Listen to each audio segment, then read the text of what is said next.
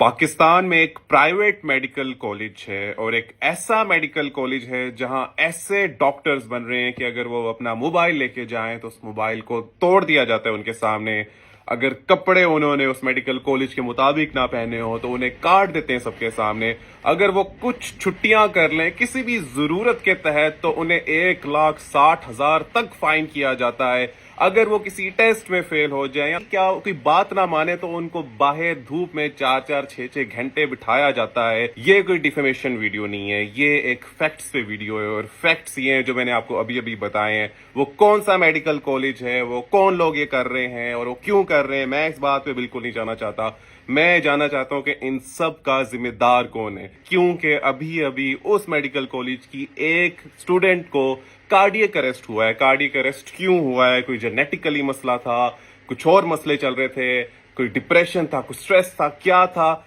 उनकी माँ जो कह रही है, देन अगेन फैक्ट्स पे बात कर रहा हूं, उनकी माँ कह रही है कि मेरी बच्ची को इस मेडिकल कॉलेज के स्ट्रेस ने मारा क्योंकि उसकी तबीयत ठीक नहीं थी। और फिर बाद में जब छुट्टियां भी मांगी गई कि बच्ची गई कि भाई मेरी जो छुट्टियां दो, तो वहां के कुछ लोग कहते थे कि जब तक तुम मरने वाले नहीं हो जाओगे हम तुम्हें छुट्टी नहीं देंगे, ये नहीं देंगे। वो कहते थे मरने वाले होगे, अगर डेंगू होता है तो प्लेटलेट्स 10 से नीचे होंगे तो छुट्टी देंगे, एस्मा होता है तो सांस तब तक खत्म ना हो जाए तब तक छुट्टी नहीं देंगे। इसी तरह अगर तुम्हें स्ट्रेस हो रहा है, तुम्हें सांस से मसले हैं, तुम्हें बुखार है, तो जब तक मरने वाले नहीं होगे तो छुट्टी नहीं दी जाएगी। इवेंचुअली बच्ची मर जाती है तो छुट्टी हो जाती है। और अब इस सारे मसले में कौन जिम्मेदार है कि बच्चे स्ट्रेस में हैं, बच्चे मर रहे हैं? सुसाइड नहीं, कार्डियक अरेस्ट हुआ है, मगर जिम्मेदार कौन है यार? तो मैं कहता हूं इन सब का जो जिम्मेदार है वो पेरेंट्स है। वो पेरेंट्स जो ये जानते हुए कि ऐसे मेडिकल कॉलेज में ये सब कुछ हो रहा है फिर भी वो अपने बच्चों को भेज रहे हैं, और कोई स्कॉलरशिप पे नहीं भेज रहे, 20-20, 30-30 लाख रुपया भेज रहे हैं क्योंकि वो चाहते हैं कि उनका बच्चा डॉक्टर बने। मैं आपसे पूछता हूं, ऐसे माहौल से जो डॉक्टर निकलेगा वो कैसा निकलेगा? क्या वो कभी अपने जूनियर्स पे तरस खाएगा? वो जूनियर्स को कुत्तों की तरह उनके साथ बिहेव करेगा और अपने सीनियर्स के आगे कुत्ता बन के रहेगा, क्योंकि यही सिखाया जा रहा है। मगर ऐसे मेडिकल कॉलेज में अगर कोई बच्चा अच्छा निकल भी आता है तो उसमें सिर्फ उस बच्चे की अच्छाई है कि वो अच्छा निकला है, वरना ऐसे डॉक्टर्स नहीं होते, ऐसे डॉक्टर्स बिल्कुल नहीं होते। देखो, बहुत गलत बात कहूंगा मगर हकीकत पे प्रोस्टिट्यूशन का अड्डा सिर्फ इसलिए चलता है क्योंकि उस प्रोस्टिट्यूशन के अड्डे में जाने वाले लोग हैं।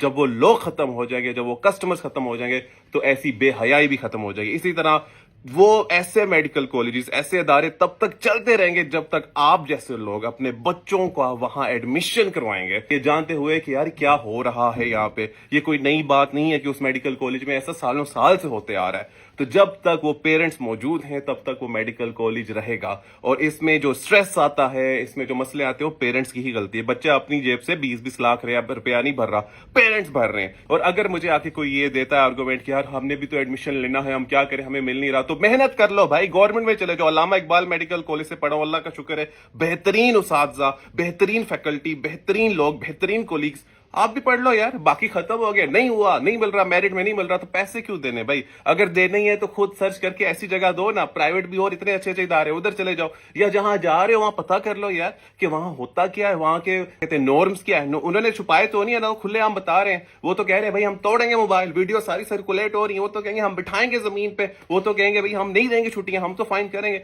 फिर भी आप अपने बच्चों को उधर भेजते हो और बच्चे भी फिर कहते हैं हाँ हमने डॉक्टर बनना है। ऐसे कैसे डॉक्टर बनोगे? मैं आपकी काबिलियत पे क्वेश्चन नहीं उठा रहा, मैं आपके एथिक्स पे क्वेश्चन उठा रहा हूं। मैं बाहर के मुल्क में काम कर रहा हूं, यूके में, वहां एक कंसल्टेंट है, वो यूरिन टेस्ट समझते हो ना, यूरिन डिप के पेशाब के अंदर वो डिप करके खुद टेस्ट कर रहा है। वो जूनियर को नहीं कह रहा तुम करो। वो जब पेशेंट आता है और मैं खड़ा होता हूं तो चादर अगर उसके हाथ में होती है तो बेड शीट कंसल्टेंट बिछाता है। क्या आप ऐसे मेडिकल कॉलेज में जहां जूनियर्स को कुत्तों की तरह उनसे रवैया रखा जाता है, क्या आप जो बड़े हो गए आप ऐसे करोगे? तो ऐसे माहौल से पढ़कर आप कैसे डॉक्टर बनोगे, इस पर तो मैं कोई सवाल या निशान नहीं उठा रहा, मगर आप कैसे इंसान बनोगे इस पर मेरे बहुत ही डाउट्स हैं। मैं गवर्नमेंट से अपील करता हूं, मैं उन सारे इदारों से अपील करता हूं कि वो सारे जो प्राइवेट इंस्टीट्यूट्स हैं, इवन जो गवर्नमेंट इंस्टीट्यूट्स हैं, प्लीज कोई रेगुलेशंस लेके आए ताकि आने वाले जो क्रीम ऑफ द नेशन है, एटलीस्ट जो डॉक्टर्स हैं, वो किस माहौल में ग्रूम हो रहे हैं, किस माहौल में पढ़ रहे हैं। क्योंकि इन लोगों ने आगे इंसानी जानों से इंटरेक्ट करना है, किसी कंप्यूटर से इंटरेक्ट नहीं करना। तो जब इन डॉक्टर्स, इन नर्सेज, इन फिजियोथेरेपिस्ट, इन फार्मासिस्ट या सारे मेडिकल अलायंसेज वाले इनकी अपनी जहन کی حالت اچھی نہیں ہوگی، ان کی اپنی سینٹی نہیں ہوگی، تو پھر یہ آگے کیا کر پائیں گے؟